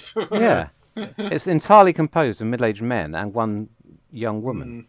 No wives. They're all hiding for the entire story. It's very strange. It's bad enough if the wives are there, but they don't take part in the plot. They aren't even there, and nobody seems to question this. Yeah. Anyway, that's the story for another time. I wonder what we can compare Colony in Space with. A tin of. A freshly painted wall, perhaps. We'll leave that as an exercise for our listener. if they've got this far. Yes, please. Answers on the back of a stuck down envelope, please. But look, guys. Has anyone got anything else to say that's uniquely related to Claws of Axos? Possibly not uniquely related, but just and it's just to sing praise to Roger Delgado and his utter brilliance, and as gorgeous as the stuff once he sort of has his let's rip in episodes, episode 3 in particular, all the stuff with him tussing over the state the Doctor's got his TARDIS into, and the stuff to do with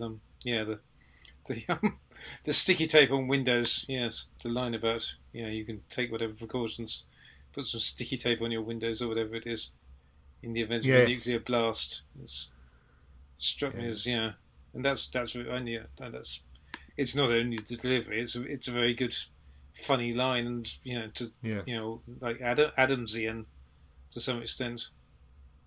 Yeah, I mean it's certainly one of his most charming performances. I think. Yes, yeah.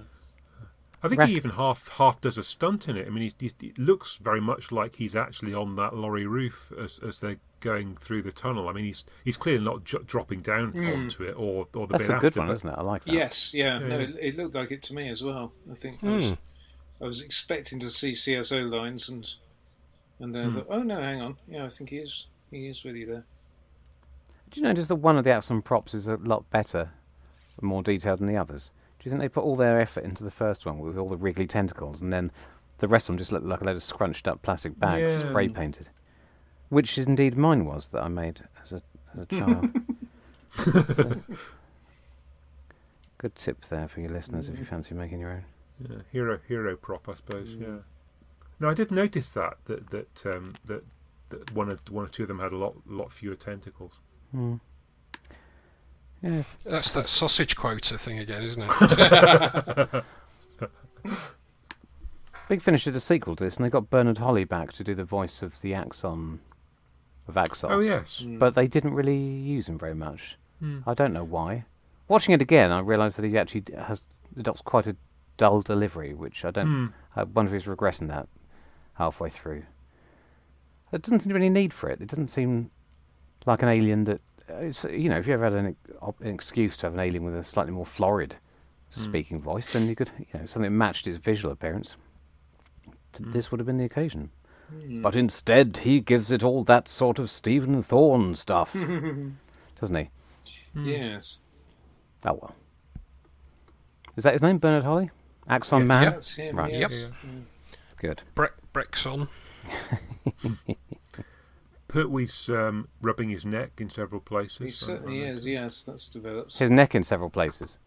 Well, in several places in the story. Oh, in one place, but he's rubbing it. Yes. Tim Pickett-Smith in his first. Yes. In his first television role, apparently. Oh right. That was his. That's another character, and that's a subplot that doesn't really go anywhere, isn't it? That's definitely one of those things. Another one of those signs of them overstuffing it. Well, he's in 2 and 3, and I guess it gets kind of resolved, and then they just drop him like a hot potato. What do you mean you can't see this as a 6-parter, Richard? It could be 8 or 9 episodes. Yeah, you're right. Here. No, I'm going to go away and write up a treatment for a 10-part version of Cause of Exos. Yeah. I'll prove you'll eat your words. I tell you what, I mean, after that graphic novel that I looked at over Christmas, the Heralds of Destruction that Kieran Hyman put me onto, I could certainly see that you could do a sort of multi-part treatment of it in a comic book. Yes. Well, allegedly they were pitching to do a 7-parter apparently. Right. So, and this. You just checked. Yeah. Well, there you go then. Says Wikipedia, but then there's enough. There's enough. I remember there's enough Terence. Doctor Who fans out there to have a pop at it. So it's. I'm trying to remember Uncle Terence talking fondly about the amount of work he had to do, bash it into shape, but he enjoyed it because he liked working with them, so he was happy to.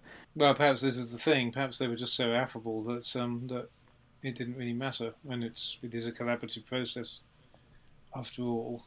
That addressing our question again of why did they get the big gig the big gigs like 3 Doctors?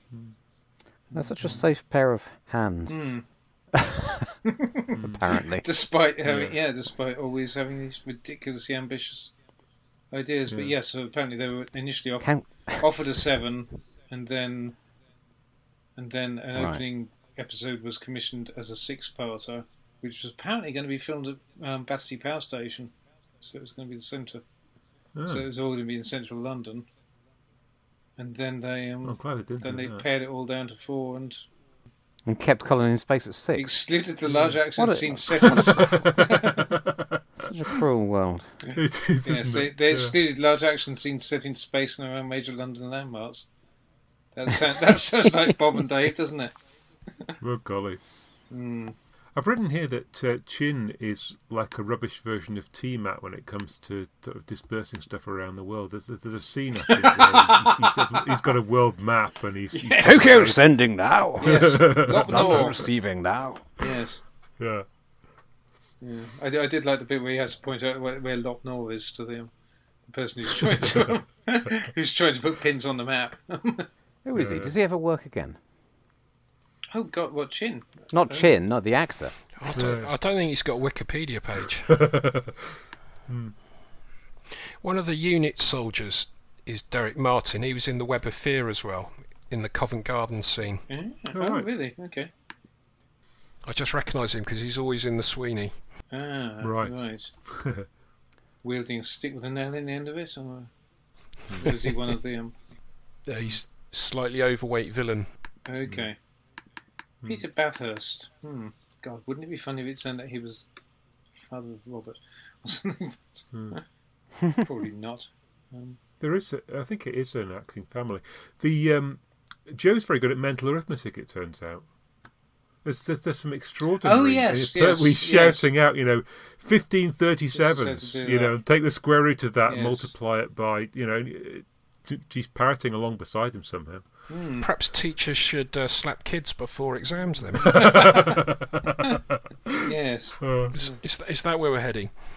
No. No.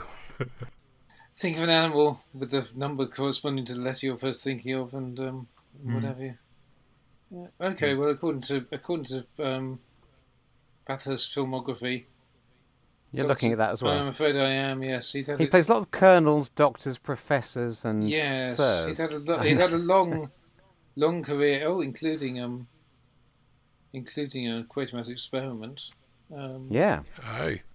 And yes, he had a long career that Terence and Barry between them just about managed to finish off. Of course, he's Hensel in Power of the Daleks. Is he? Yes, Oh. but There My you go. apologies. He's far more famous than I thought. yeah, but then Right. basically, Claws of Axos, and then he had a couple of bit parts, and then One three, of which three is- episodes as the Director General of Moonbase 3. And then that Which was really his did last. finish That was off his his la- career. That was his last Thanks, telly. Barry. Yes. Yeah. There's some great action scenes with Havoc, I guess. Yes. You've got Benton and Yates and a couple of Axons at one point, and then earlier on there's another runaround bit as well. Did we get some nice falls down steep grassy banks like in Terror of the Autons? Havoc are particularly keen on those Oh at this yes, stage, aren't they? that's right. Yes, there is that. The two Axons rolling away. And dare I mention that bizarre obsession certain fans have with the fact that they forgot to put the blue screen background in on certain shots of Benson in the Jeep, just because the sky is an unnatural shade of blue. Everyone assumes that he's not really on location. He's in a studio against a blue screen. You've never come across that? No. That's all people ever go on about. Well, they Oh, used right. to. But it's just a strange day with no clouds and a Right. slightly overcast sky. Yeah. Well, Well, what the hell would he be in the studio? Anyway, never mind. Yeah. well, on they film. did have freak weather conditions after all. Yeah, maybe on the special edition DVD I looked at, they've colour corrected that. You can see Mike Yates in the back of the Land Rover. He keeps swapping between a rifle and a brain gun Oh right, in different cuts as well. Ooh, wow. I'm looking up, Bill. I'm desperately trying to drag this back to our theme of spies and espionage. Go on then. No, I haven't succeeded yet.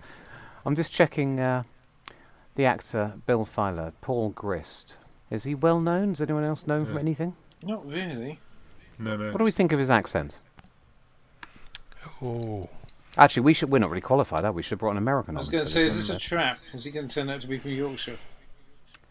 I don't feel like it's one of those obviously terrible ones because he has quite an No. odd voice, an odd tone to his timbre to his voice, which It's plausible, isn't it? distracts from. Yeah, it's kind of the way he talks like that makes. Is that part of his acting choice, or has he really got a 60-day habit? I can't work out where that's coming from. Yeah, Can't- normally Americans in Doctor Who are either Canadian or British, aren't they? He's Welsh. Oh right, Maybe that helps. Maybe yeah, indeed, for goodness. it's definitely a classic sort of Hollywood American accent that he's going for, which is better than. It just baffles me sometimes. The further back you go, in the 60s and in the 50s, how some British actors seem to have never heard an American. It's very. They go for some extremely peculiar choices, and you think, well, they must have grown up watching American films. I don't quite know You'd why thought they. so. You'd think it'd be very easy to do a bad approximation of that rather than these strange, strangulated. Anyway, good for Welsh Paul Grist. Absolutely. The Avengers 1961. Which episode's that? Anyway, So do we want we to should go on? probably talk about comparisons and what have Yeah. we. And Are we going to quick talk amongst ourselves? Are we going to pretend that we knew the Master was going to be in the new episode of Doctor Who, and that's why we cleverly chose to link these two stories? No. Or we're going to come clean and say it was actually an extremely tenuous link, and I think, which fortuitously, in the spirit of this podcast, it would be Yes. we should admit that it was a Yeah. desperate desperate link. okay, I admit it. Simon, Giles, and Richard didn't know the Master was going to be in it, No. and obviously I did. Ah.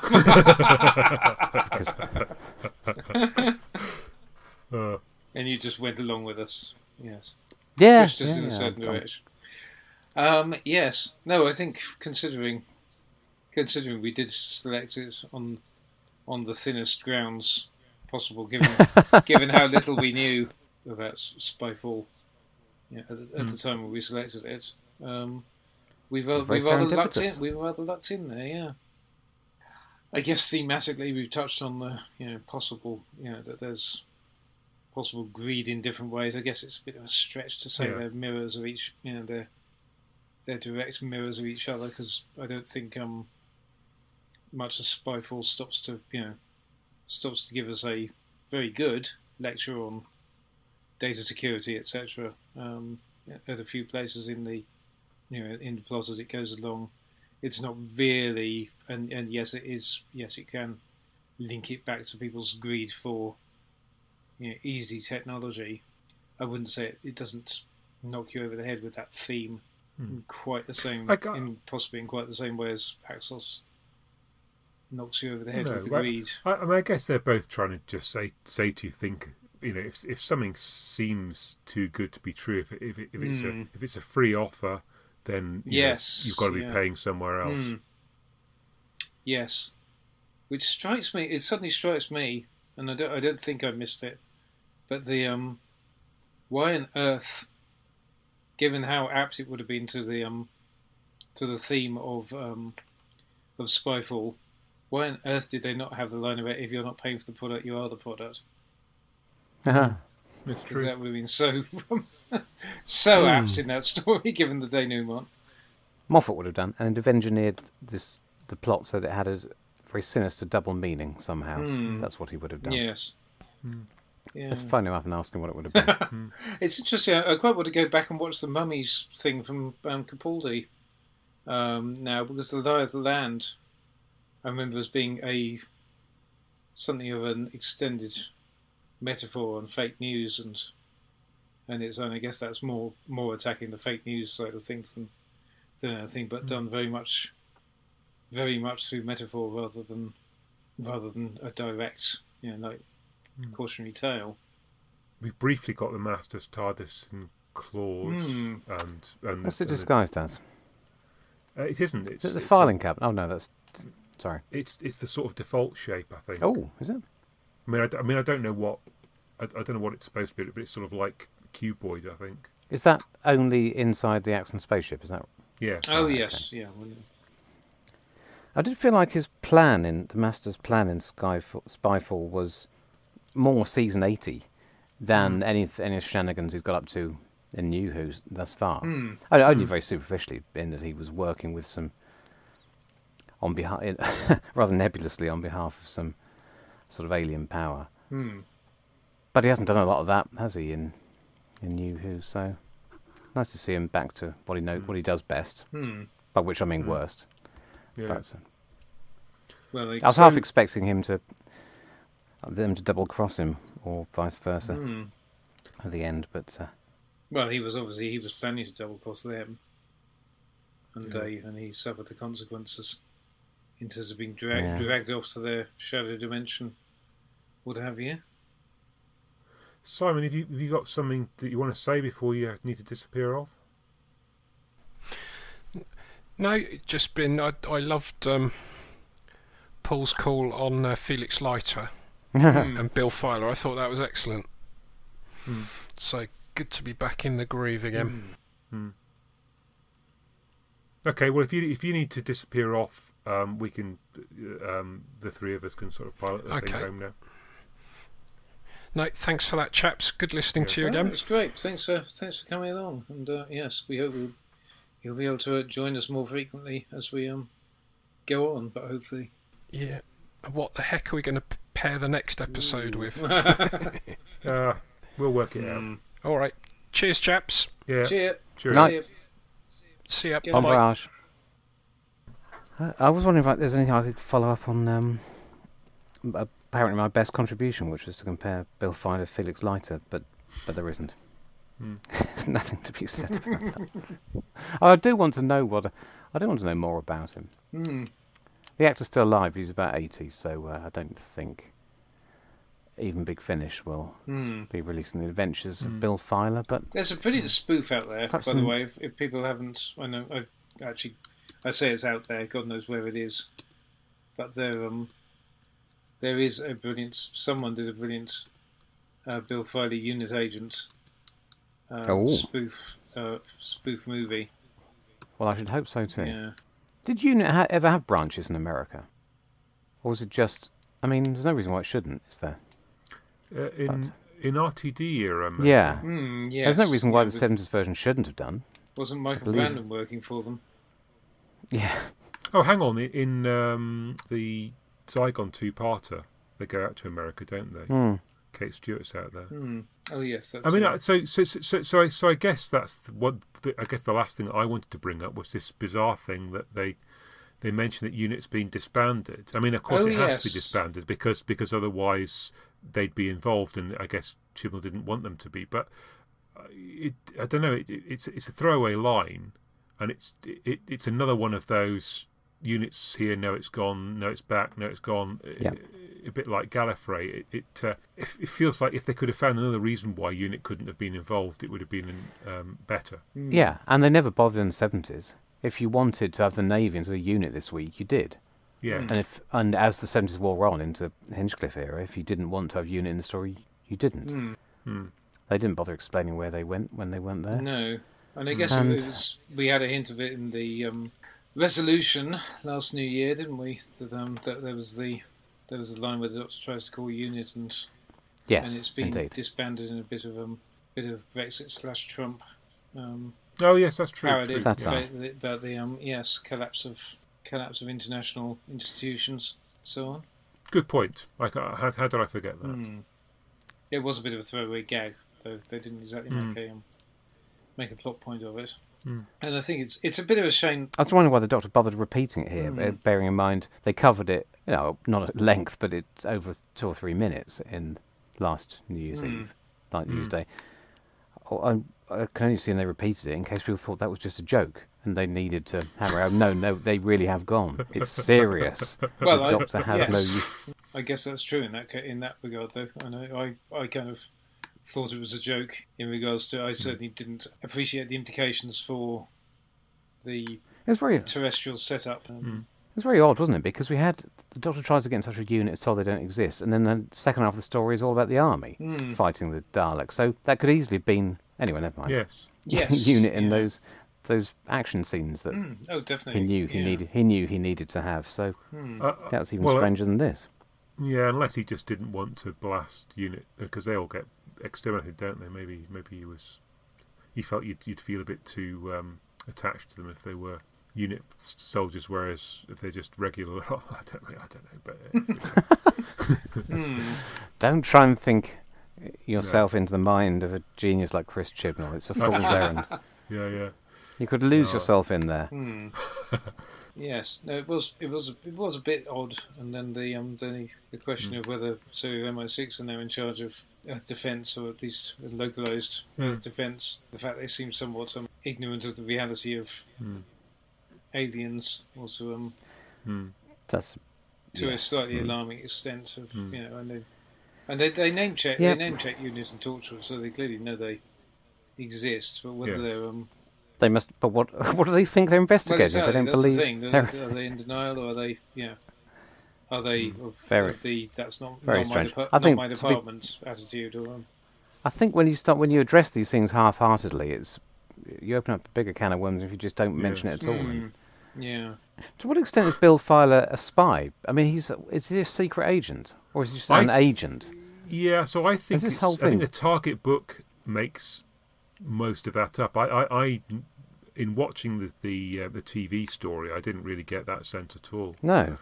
But We can't. We'll have to re-record this now. It's based on a faulty first premise. This entire episode. I think Simon said he read the book first, and I read the book first, and I remember very much that the Target book presents him as a spy. One of Terence's little yes. improvements. Yeah, so that's where that came from. But yeah, he's just the man from He doesn't Washington. do any spying, does he? Everything's completely open in the open. It's rubbish. Well, except for that, he manages to tune his car radio into the very secret transmissions of UNIT. But yeah, other than that, no. His duplicate does more spying than he does. Briefly. Well, I think we can categorically say that Claude's Vaxos and Spyfall are two Doctor Who stories. They're perhaps also two stories where the first half and the second half are a little bit different as well. I mean, you know, the first half of Claus is you know, I guess very much about the cell, and then the second half is about having once you know that they're the bad guys. It's about, you know, the downfall and the plot and the Doctor and the Master working together and so on. And in fact, I mean, there's that whole episode 3 where the Master it's not entirely clear what he's trying to do, whether he's just trying to escape in the Doctor's TARDIS or whether he has got something else in his mind. But yeah, there's a change of pace certainly around that point. Have you got any final thoughts? I'm just going to recommend it's called Bill Filer Unit Operative, and it is on YouTube. The spoof, which I remember being quite funny when I watched it a few years ago. Well, I mean, I've got two final questions for you. Good man. So first one is, why doesn't Yaz get a bow tie? Isn't she cool? Oh. Don't know. I mean, everyone they turn up, the three of them with Dicky bows. Apparently, Yaz has a sort of chain with a bow tie emblem on it, but she's sort of strangely different in her outfit from the other three. If you've got nothing much to say on that one, why can nobody shoot straight in Chibnall's Doctor Who? Oh my giddy aunt. Lenny Henry can't shoot straight. Those bolts completely miss everybody in the car apart from the driver, and then Stephen Fry later on. That's fairly close range, isn't it? I think, I was more distracted by Graham's laser shoes, because although he wasn't trying to kill anybody, yes, I just worried he's going to take some of his friends, the fam out with friendly fire. Yes. It looks very random. There was a fair chance of it, wasn't there? But perhaps that's what I was supposed to think. It was a comedy moment. We could have had a cue. We could have seen who created those things. Yes, that's true. I'm getting flashbacks. Who's the chap? The Lee Evans character. The Lee Evans episode. Yes, yeah. He was that. That was. He was him, sort wasn't of it? that. Yes. But then, yes. Yes, Fry got to play both parts, really, To didn't some he? extent, so was Osgood. But, Yeah. Yeah, could have done with a bit of Osgood, couldn't it? Oh, well. Who knows? I guess they Too late, I needed that suppose. in the past, or they... Yeah. I find it a bit odd, given Chibnall's been quite pivotal to reintroducing UNIT with the power of 3, establishing what was the modern setup of UNIT as we had it for quite a few years. It's starting to look like he just doesn't want to be tied down to having to have UNIT and Gallifrey in every story alternating, which obviously you have to if they exist. Yeah. So, Yes. we'll hear next that all the previous companions have died, so that nobody can ask for any cameos from any of them. Just get everything cleared out of the way.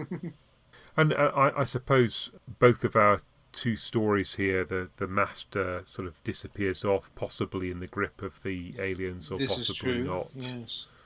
We have that sort of ambiguity around what's happened. Yeah, I did like that at the end of at the end of Spyfall. I thought, okay, that's a good traditional Master, like traditional fate for the Master. That we know damn well he'll be back. With barely a line to Well, that is the thing I would possibly probably, not even a forgetting line this. to explain. Forgetting this now discredited spy connection, I think the biggest connection between the two stories is the Master's plan. The whole treatment of the Master here is quite traditional. The most traditional we've had since the good old days, possibly since, I want to go out on a limb and say since season 8. I don't think that's true, but I'm just going to say it to pretend that there's a much stronger connection than there is. But in a good way. Yeah, he's back. He's bad. And he's bonkers. Well, yes, yeah. But in a... He's only briefly bonkers. But he's bonkers in a different way from... Yes, he's not... No, I was much more disturbed by his quiet... The quiet revelation that he just casually killed all the Time Lords. I mean, even John Sim didn't do that. No. True. Oh, and we got the emergency hologram program as well, snuck in there as well, in terms of nice little nods that don't impinge on new viewers. But so I'm sure some people are going to be upset that the character development with Missy is overturned. But But it was never gonna. It was never gonna stick. No. And we may end up having to read between the lines to discover what it was that turned her. But I think we're already getting some fairly strong hints. True, and also yes, there's nothing worse than Moffat did to. Nothing worse than Moffat did, than any successive showrunner has done when they felt it was expeditious to the story they wanted to tell. Good Lord, it's 2 hours. Is it? Oh, good Lord. Lord. So I think we'll bring things to a close. It seems like a time to draw a veil over it.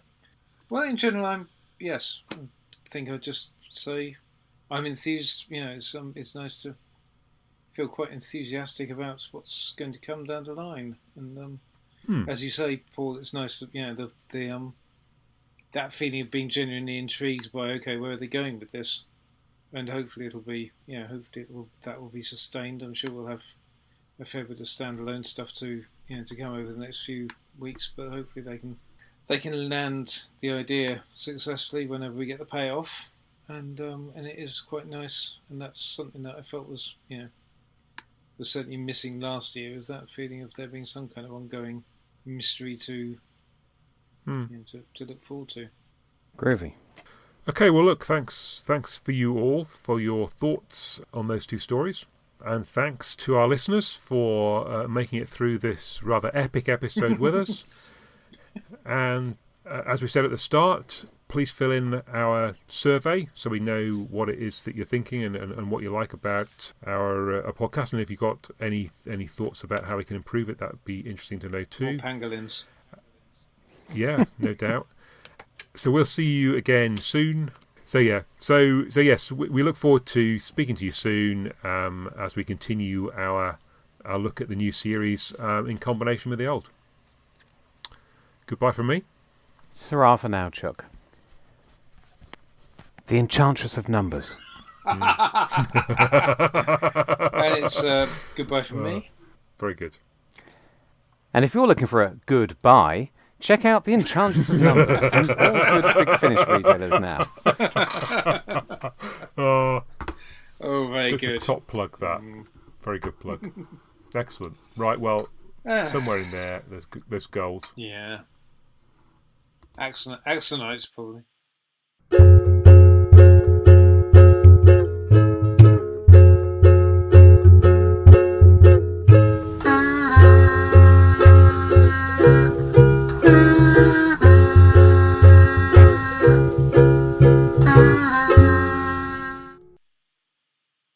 So I've thrown you with the pangolin comment. No, I don't think so. I don't think it'd have been any better if you're. No. I ran out of steam there. Yeah, and then on the magazine I work on, the Science and Nature Kids Science and Nature magazine, we did a reader survey, and that was one of the. I went to the feedback thing, and there was various things, and there was one kid that had basically all of the answers to virtually every question was that they wanted more pangolins in the magazine. So, it's definitely a thought. Yes. Pangolins are very cool. I did like your almost. I'm not sure whether that was a slip or what, but our words are unaccountable, light years away. Yeah, it's it's almost word for word from the original. Actually, it's surprising how little had to be changed. But there we go. I mean, that is, of course, my stock in trade, which is to not actually write very much. Yes, it was also. No, I've gone. So I think having run out of steam quite effectively. How on earth are we going to bring this round to something worth listening to? I would just with a lot of editing. Have you got any final thoughts that can save us?